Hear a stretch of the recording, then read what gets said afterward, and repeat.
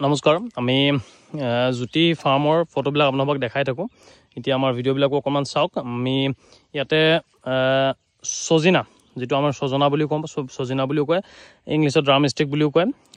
কোনোবাই সাম্বাৰ ষ্টিক বুলিও কয় সাউথ অফেলে সাম্বাৰ ষ্টিক বুলি কয় আমি ইয়াতে লগাইছোঁ যথেষ্ট গছ আমি লগাইছিলোঁ 2 এজোপা মৃত্যুমুখত পৰিছিলে বাকি আমাৰ এটা লাইন এটো আমাৰ যেটো পুখুৰী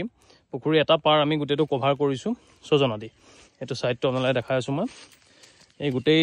যেটো পাৰ এটো আমি এনেকৈ লগাই গৈ আছোঁ এটা সাফা কৰি আছোঁ ইয়াৰ মাজে মাজে যেহেতু আমি আৰু পুলি লগাম এটা নাইকল লগোৱা আছে এবিলাকো হাইব্ৰিডে হয় এটো লাইন গোটেটো আমাৰ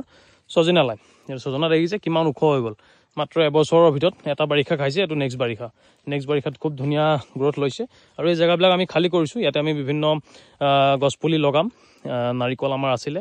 আমু লগাম লিচু লগাম এটো পাৰ যেটো আমি যথেষ্ট বহল কৰি ৰাখিছোঁ এতিয়া আমি জংগলবিলাক সাফা কৰি আছোঁ এটো আমাৰ পুখুৰী চাইলং এটো আমাৰ ভিউ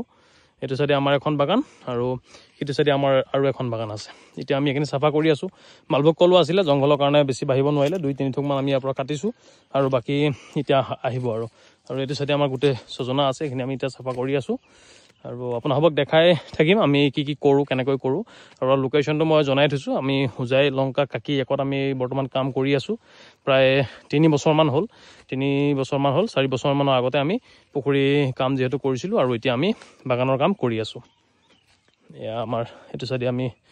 জায়গাটো উলিয়াই আছোঁ সজনাৰ গ্ৰোথ খুব ধুনীয়া হৈছে যেটো নতুন পাৰ আপোনালোকে যেতিয়া পুখুৰী খান্দিব বা পুখুৰী বনাব তাৰ লগে লগে পুলিবিলাক লগাই দিব কাৰণ মাটিটো বেছি পিট খাব নালাগে মাটিটো নতুন হৈ থাকোতেই আমি